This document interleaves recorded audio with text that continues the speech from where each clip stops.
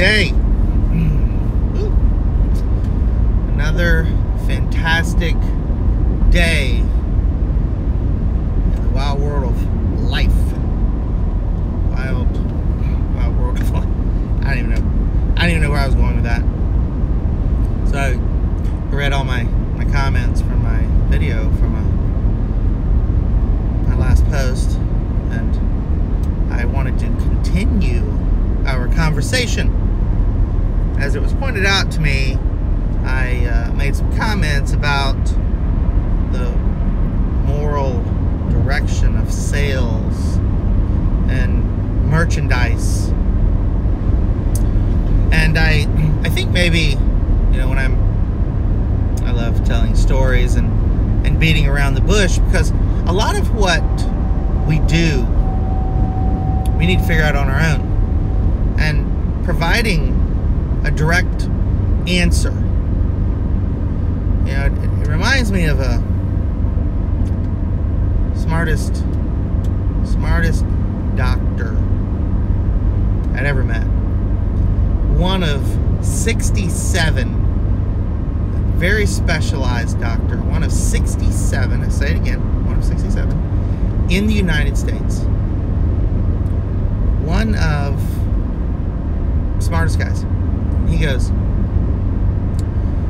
there's a reason it's called practicing medicine. We don't know everything. And we all interpret things differently. So if I provide exact instructions of this is exactly how I do it, come on, everybody learns at they learn a different way, they learn at a different pace, we all process information differently. So I talk about in general terms, I beat around the bush, I like telling stories because I know my way isn't the only way. So for me to stand here and try to profess that this is the only way that something's going to work would be insane. And as much as I'd like to believe, I'm pretty sure I'm not insane or anywhere near it. So back to the matter at hand. When it comes to inventory and the moral direction or your moral compass, if something is illegal, it is illegal. If it is legal and you choose to not buy or sell it, I realize that's entirely up to you. My statement was there are plenty of legal items that you can sell and make money. And you choose not to. And so the point of the videos that I make, at least I think the point is to broaden everyone's horizon. We just look at the picture a little bit bigger. And in doing so, there are items out there, and in this particular case, I made reference to Playboy magazines. I could make reference to adult toys, and people are going to be like, oh my gosh, I don't want to sell those.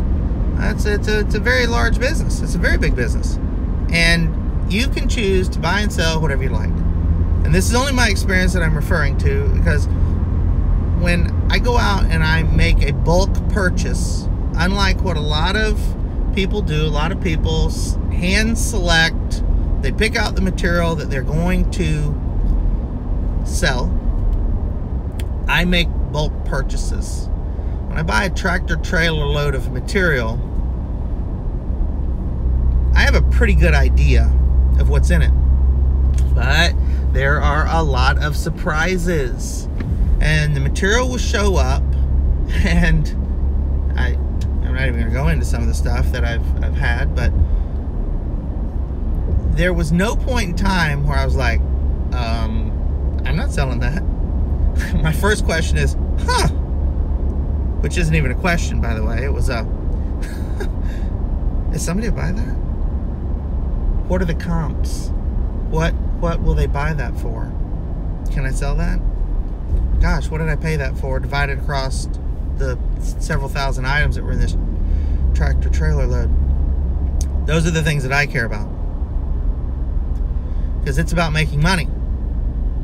So when a statement is made to me, and one of my viewers pointed out that they disagree, which is, listen, I love it when people disagree. Everybody has their own points of view. We all look at it differently. That when they are selecting the items that they choose to sell, they want to do it this way. I'm like, fantastic. And here's the difference in the same statement. When I am making money from the items that are selling, I choose to do it this way. So the difference in those statements are choosing the items that you're putting up to sell. Maybe they're going to sell, maybe they're not. I look at it from the items that I have sold, and I'm making money off them. We get caught up in what we think is the rights and the wrongs. We're not getting caught up in what's illegal or legal, because it's not even a realm of what we're talking about here. You know, my comment was, I know it's difficult for anyone at first glance to go, gosh, I don't know if I want to list these magazines. Well, you know, and I keep going back to that because that's that one subject matter where, gosh, it feels like these magazines are in a gray area. Listen, they're not. They're legal to be listed on eBay, and that's what matters. If you can list it, it's not against the law, which I'm not promoting anybody selling anything that's illegal by any means, because there's plenty of good material out there that you can sell that you don't have to. Where if you're thinking, God, I don't, man, is that in a gray area? Man, step back out in the light. Don't get into the grays, and certainly don't move into the dark area, because you're not doing your anything. Because that money, I like to call that money, is not duplicatable. You cannot repeat whatever it is you've done. I know a guy that he's like, I met a guy in a parking lot and I bought, you know, a case of iPhones, and I made $5,000 selling these things on eBay. Great. But you can't repeat that. I mean, I don't know about you, but I don't know how many guys you're going to meet in a parking lot that will sell you a case of brand new iPhones. Personally, if someone called me and said, hey man, I got a case of brand new iPhones, you want to buy them? I'd be like, no. Because I fully expect someone to show up and attempt to put handcuffs on me.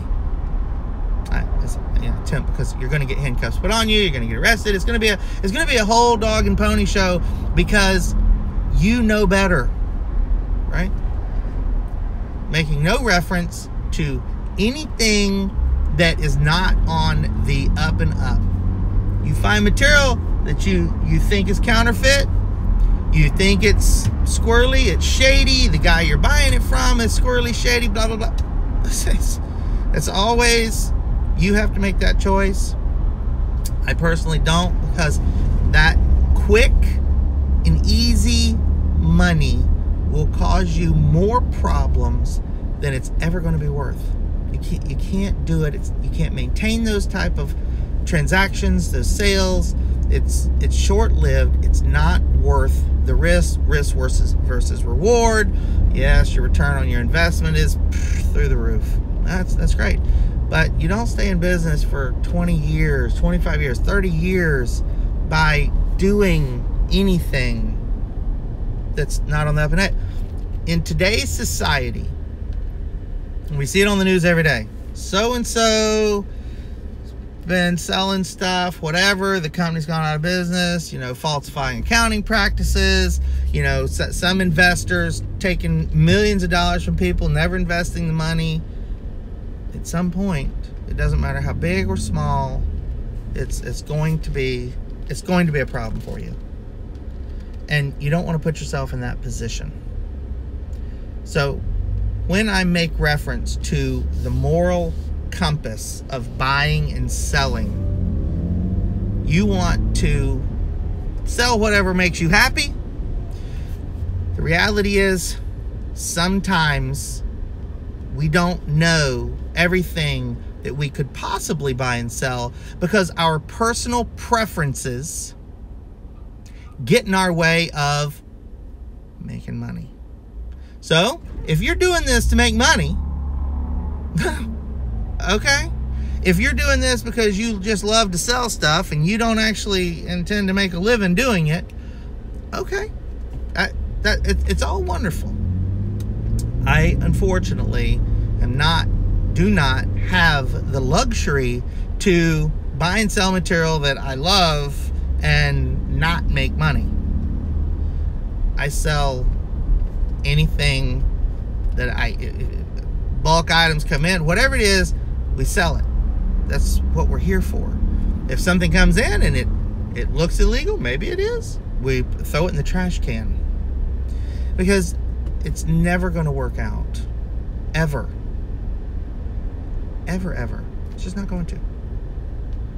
So again, that was the point of my statement of sometimes your perspective is the problem on buying and selling material.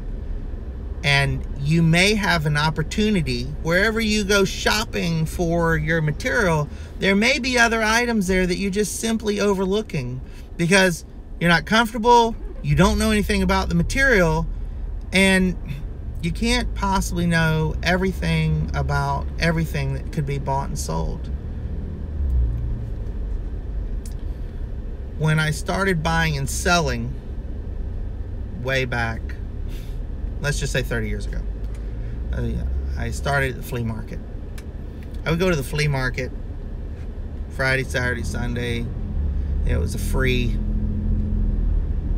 hour, 2 hours I could go and just walk and look at stuff, and I would talk to the people that had the booths. Gosh, this is amazing. I mean, this is your job. This is your business. This is what you do. You come out here every day. This looks so easy. And some of the people would go, "Oh, son, this isn't easy. Why do you think this is easy?" Well, I don't know. It looks like you took a bunch of boxes of stuff out of your car or your truck and you put it on these tables, and now you're sitting here in your lounge chair. I'm not sure how much easier it could be. Oh, you have no idea how much work this is. Well, I really wanted to find out. So, through the course of weekends of going, I finally made friends with a couple of these people, and one of them's like, "Listen, you need to go find Ron. And Ron will be down here, down there, go around. Just ask somebody for Ron, you'll find Ron." Okay. If you can't find Ron, go down to this booth right at the end in the center aisle there, and you ask for a guy named Danny. Well, I kind of did it in reverse. I went right down there to Danny, and I'm like, "Hey, Danny, how do I find Ron?" And he goes, "Fella right down there." So I go down and I go up to him. I'm like, "Hey, Ron, I'm David. A few people here pointed me in your direction." And he goes, "Oh, so you're interested in selling?" "Yes, I am." And he goes, "Do you have any money?" I said, "No, I don't." "So you have no money. Let me guess, you have no products?" "Nope." "You don't have a booth?" "No." He goes, "All right, well, come with me. Let's go for a walk." So we're going along, and he goes, "Well, so what are you interested in?" "Money. I have none, and that's really what I would like right now is money." And he goes, "Okay, but you don't know what you want to sell?" "No."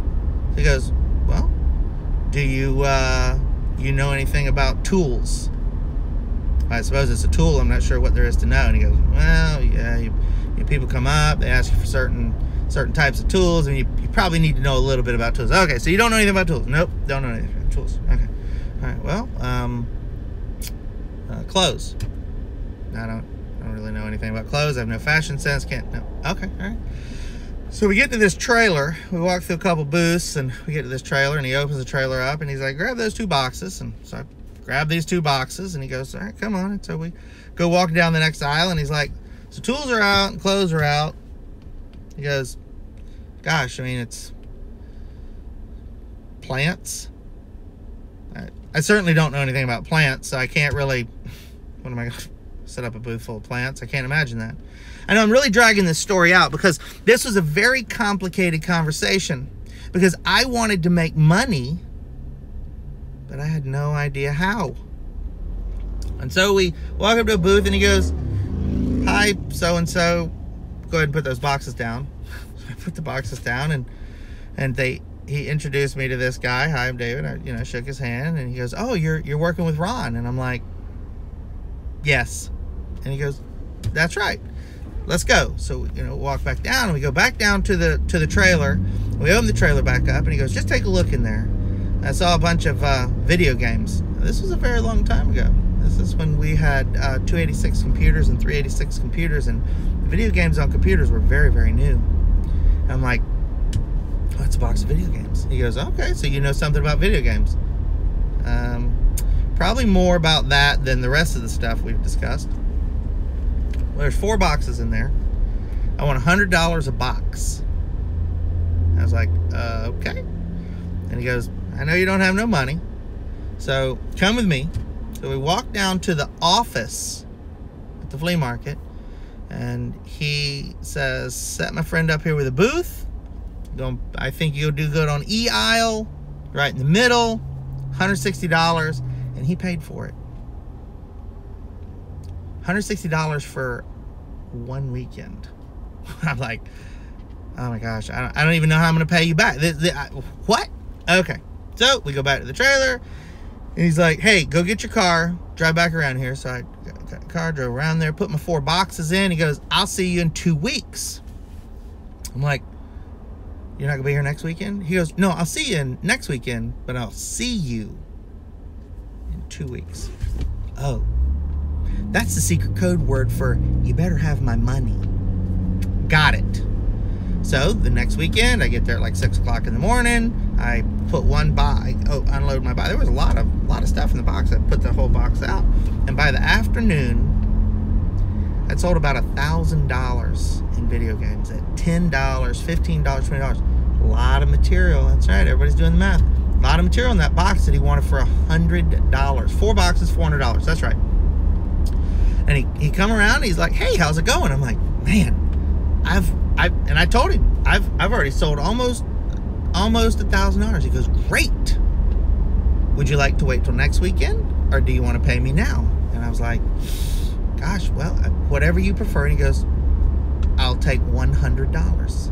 And I was like, well, Ron, I just told you, I made $1,000 off of 1 box. He goes, "Yep.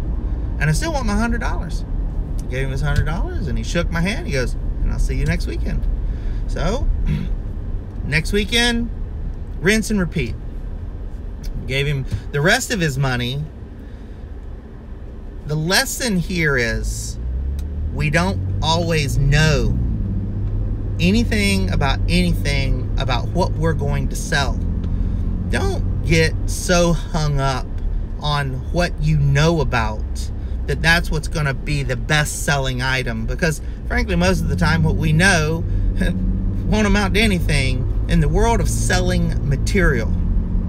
What it takes is research, looking up hot selling items, breaking that down into subcategories, figuring out if in those subcategories material you can acquire somewhere, some way, and doing the comps on it, so you have all the research, so you know what to pay, how much you're going to sell it for, what your profit's going to be, how long, what is the turn time, the sell-through rate. Boom. Just like that.